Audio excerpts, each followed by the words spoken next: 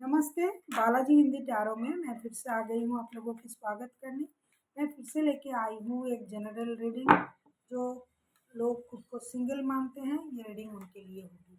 किसी भी तरीके से अगर आप खुद को सिंगल मानते हो तो ये रीडिंग आपके लिए है। पहले आप रिश्ते में थे लेकिन अभी नहीं हो, कभी भी कोई रिश्ते में नहीं थे, और रिश्ते में होकर भी कुछ लोग खुद को सिंगल मानते हैं, तो ये रीडिंग आपके लिए है।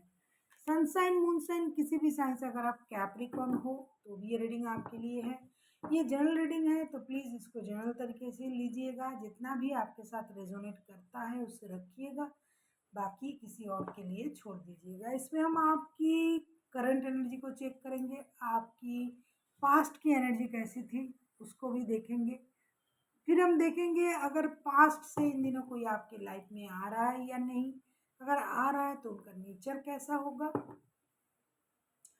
नया कोई आ रहा है या नहीं। अगर कोई नया आ रहा है तो उनका नेचर कैसी होगी, और यूनिवर्स का गाइडेंस। ये जनरल रीडिंग है तो प्लीज़ इसे जनरल तरीके से ही लीजिएगा। हर बात आपके साथ रेजोनेट होगा ऐसा नहीं है।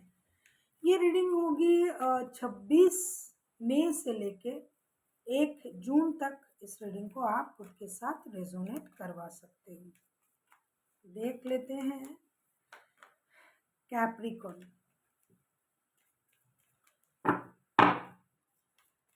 पहले हम देखेंगे आपकी पास्ट की एनर्जी।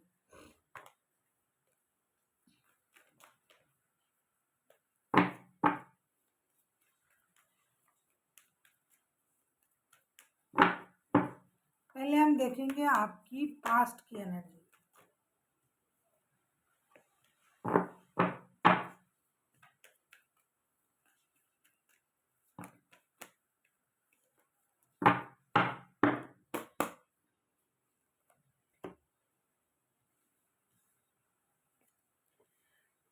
Five of pentacles. मुझे लगता है पास्ट में या तो कोई आपको छोड़ के चला गया था, या फिर आपने किसी रिश्ते से मूव ऑन कर लिया था। हालांकि ये सिंगल्स का रीडिंग है, पास्ट में आपने किसी रिश्ते से मूव ऑन किया होगा तभी अभी आप सिंगल हो।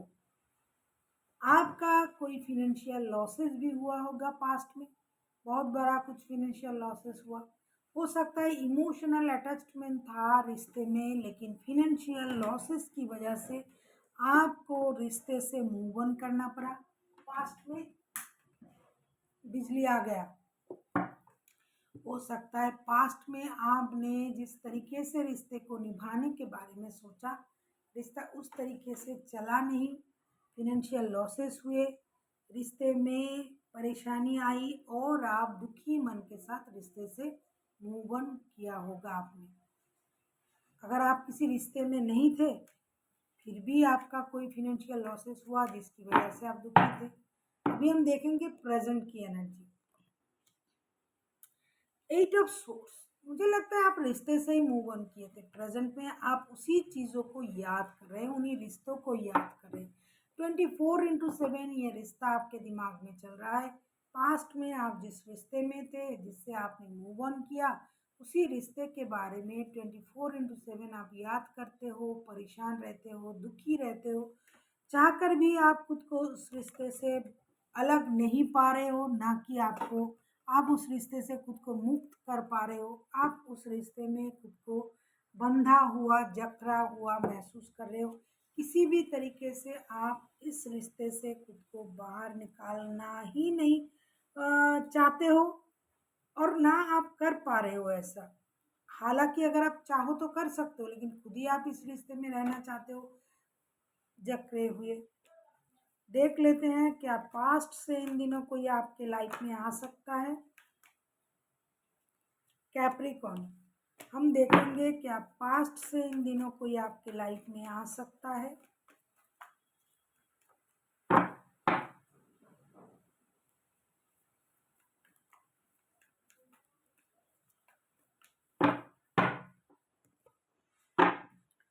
अगर आपको रीडिंग अच्छी लगे चैनल को सब्सक्राइब कर दीजिएगा, लाइक शेयर एंड कमेंट करना भी ना भूलिएगा। किसी को अगर पर्सनल रीडिंग चाहिए तो डिस्क्रिप्शन बॉक्स में इसका डिटेल्स है, आप उसे पढ़ के मेरे साथ कांटेक्ट कर सकते हो। हम देखेंगे क्या पास्ट से इन दिनों कोई आपकी लाइफ में आ रहा है।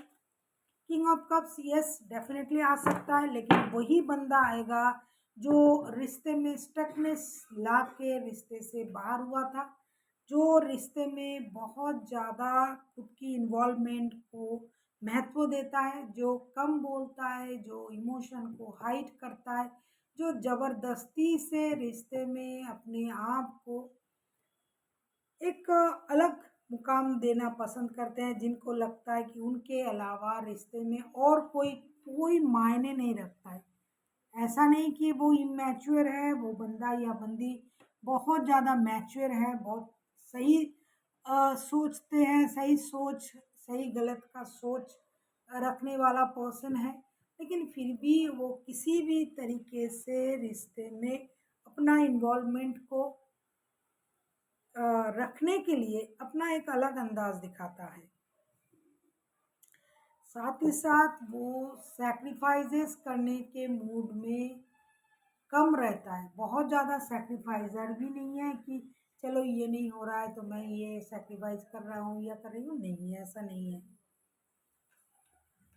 शांत है, स्वभाव में शांत है, मैच्योर है, लेकिन सैक्रिफाइस नहीं करता है, करता था। देख लेते हैं नया किसी के आने की चांसेस है आपके लाइफ में। द फूल के कार्ड, यस डेफिनेटली नया कोई आ सकता है। अगर आप नए किसी को मैनिफेस्ट कर रहे हो तो हाँ, जो लोग नए को मैनिफेस्ट कर रहे हैं उनके लाइफ में नया पर्सन आ रहा है, लेकिन ये जो पर्सन होगा इनमें मैच्योरिटी कम होगी। जैसे आप लोगों के जिनके भी पास्ट पर्सन को आप मैनिफेस्ट कर रहे हो, पास्ट पर्सन बहुत ज़्यादा मैच्योर था और ये उतना ही मैच्योर है। ये अल्हड़पन, बचपना इनमें बहुत रहेगी, मैच्योरिटी कम रहेगी, सोच में बहुत ज़्यादा आज़ादी रहेगी, बहुत मैच्योरिटी से सोच नहीं सकेगा ये। इस तरीके का कोई पर्सन आ सकता है, उम्र में छोटे आपसे हो सकते हैं, उम्र में बहुत छोटे हो वो। हमेशा एडवेंचरस, मतलब फैंटेसी की दुनिया में रहता हो, अपने लिए सोचता हो, सही गलत हर चीज़ की कोई परवाह नहीं है उन्हें, अपने लिए सोचना, खुद को खुश रखना, जिंदगी की सारे मज़े को एहसास करना, जैसे कोई बचपना हो, बचपन गुजर रहा हो, क्योंकि इनमें मैच्योरिटी होगा भी नहीं, ऐसा कोई आपके लाइफ में आ सकता है जो नए को मैनिफेस्ट कर रहे हैं। अभी हम देखेंगे कि यूनिवर्स आपको क्या गाइडेंस देना चाहते हैं।